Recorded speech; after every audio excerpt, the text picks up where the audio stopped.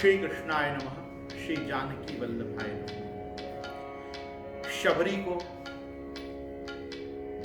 भगवान श्री रामचंद्र द्वारा नवधा भक्ति का उपदेश।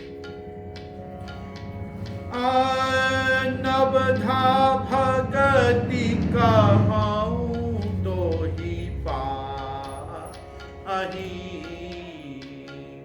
सावधान सुन धरु मन माही। हे शबरी, नवधा भक्ति का उपदेश अब मैं तुझे करने जा रहा हूं। सावधान सुनो, धर मन माही। सर्वप्रथम तो उसको सावधानता से सुना, अर्थात ध्यान देकर सुनना, और उसको जितना हो सके हृदय में दृढ़ करने का प्रयास करना।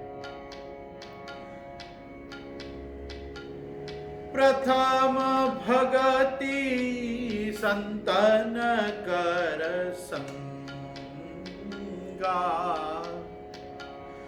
दूसरी रति मम कथा प्रसंगा।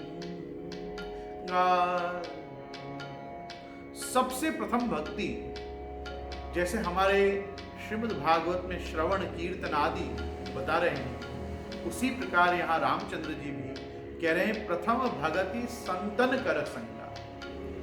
जब तक संतों का संग, भगवत भक्तों का संग, साधु स्वभाव वाले सज्जनों का संग नहीं होगा, तब तक भक्ति प्राप्त नहीं हो सकती। पहली भक्ति है संतों का सत्संग, और दूसरी भक्ति है मेरी कथा में रति, मम कथा प्रसंग।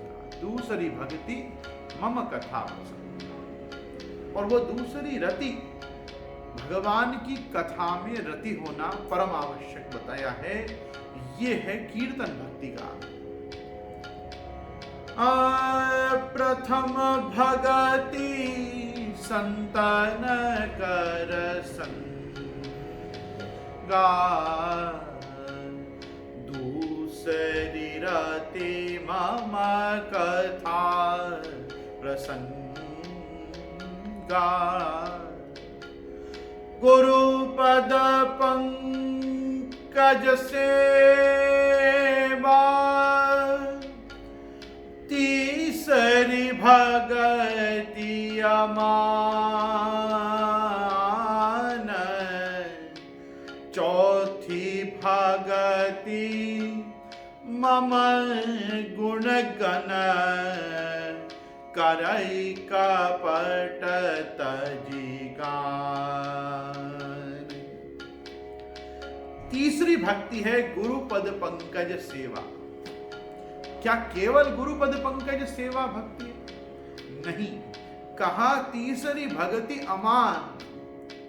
गुरु सेवा में, विप्रों की सेवा में अहंकार नहीं आना चाहिए। अमान, जो मान का त्याग करके गुरु चरणारविंद का सेवन करेगा, भगवान रामभद्र कह रहे हैं उसको तीसरी भक्ति प्राप्त होगी। और चौथी भगति मम गुणगण, करई कपट तजिगान। अरे भाई, दूसरी भक्ति में मम रति कथा प्रसंग तो हो गया, फिर वापस कह रहे हैं कि चौथी भक्ति मम गुणगण। केवल मम गुणगण नहीं, कह रहे हैं करई कपट तजिगान। किसी भी प्रकार का कापट्य, किसी भी प्रकार का लोभ, किसी भी प्रकार की वांछा न रखते हुए भगवत लीला का गान करना, ये चौथी भक्ति बताई।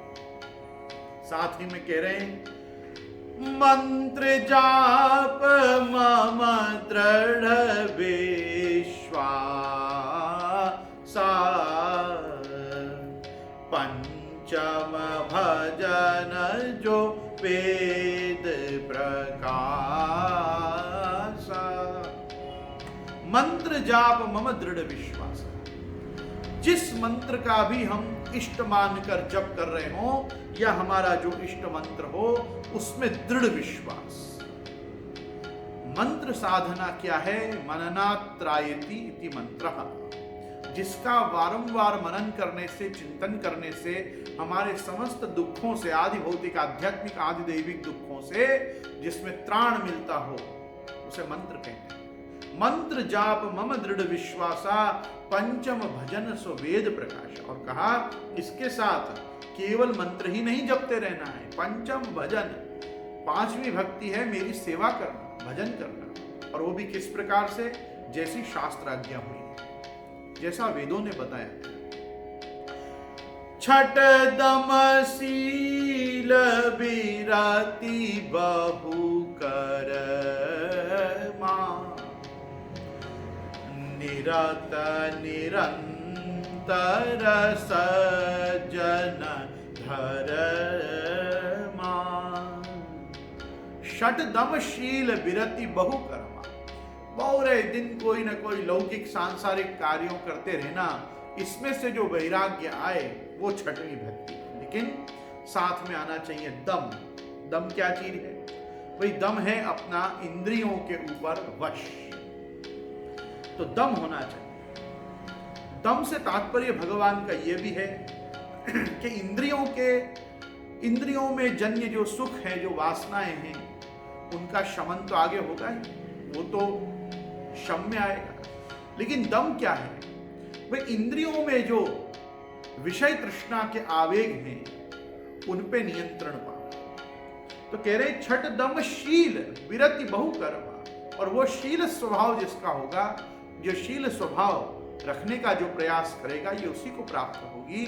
और निरंतर सज्जन धर्मा, और सज्जन पुरुषों के द्वारा महाजनो येन गतः स पंथा यद्यद आचरते श्रेष्ठस्तत्तदेवेतरो जना सयत् प्रमाणम कुरुते लोकस्तदनुवर्तते। जैसा सज्जन पुरुषों ने मार्ग प्रशस्त किया है भगवत मार्ग का, उसी प्रकार से चलना, इसको भगवान ने कहा कि ये छठवीं भक्ति है।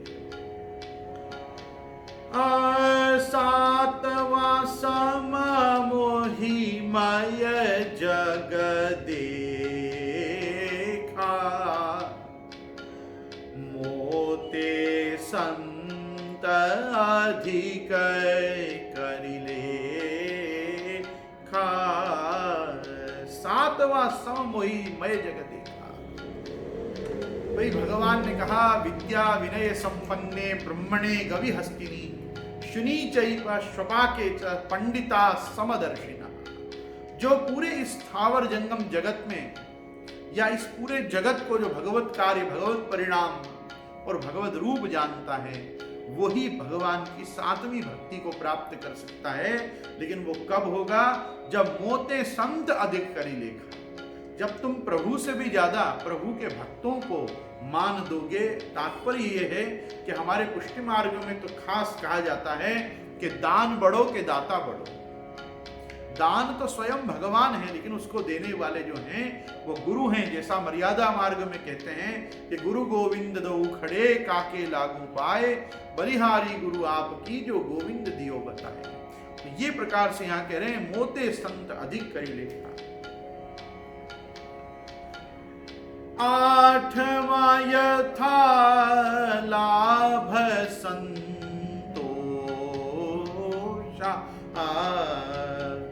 सपने हूँ नहीं देखई पर दोषा। आठवीं भक्ति क्या है? यथा लाभ संतोष, जो प्राप्त हुआ उसमें संतुष्ट रहना। और वो कब हो पाएगा? जब हम दूसरों के दोष देखना बंद करें। सपने वो नहीं देखई पर दोषा। भगवान ने कहा जागृत अवस्था में तो बात दूर रही, स्वप्न में भी दूसरों के दोष दर्शन करना बंद करो। स्वधर्मे निधनम श्रेय पर धर्मो भयावह।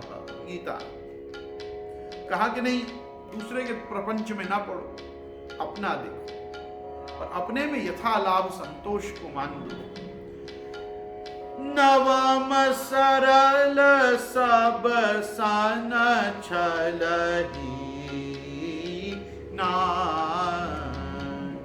मम भरोसे ही हर्ष नदीना। नवम सरल सब सन छलहीना। बस नवमी भक्ति तो राम भद्र कह रहे हैं सरल हो जाओ। हमारे आचार्य चरण आज्ञा करते हैं कि वैष्णव कैसा हो? वैष्णव भगवान का भक्त कैसा हो और वैष्णवता कैसी हो, तो कहा वैष्णवत्वम ही सहजम, बस सहज हो जाना। नवम सरल सब सन छल हीना, सब प्रकार के छलों को, सब प्रकार की वंचनाओं को छोड़कर बस जैसे हैं वैसे हो जाना, ये भी एक भक्त का परम गुण है। तो भगवान कह रहे हैं मम भरोस ही हर्ष न दीना, न दुख होना और न बहुत हर्षित होना, बस जैसे प्रभु ने रखे हैं वैसे रहने में प्रसन्न रहना। तो क्या है मम भरोस, आश्रय बल, भगवद आश्रित होने का एक संतोष कि बस हम प्रभु के दास हैं, प्रभु हमारे स्वामी हैं और जो आप कर रहे हैं वो हमारे हित में ही कर रहे हैं। कह रहे हैं नवमहु एक हो जीन के होई, नारी पुरुष सराचर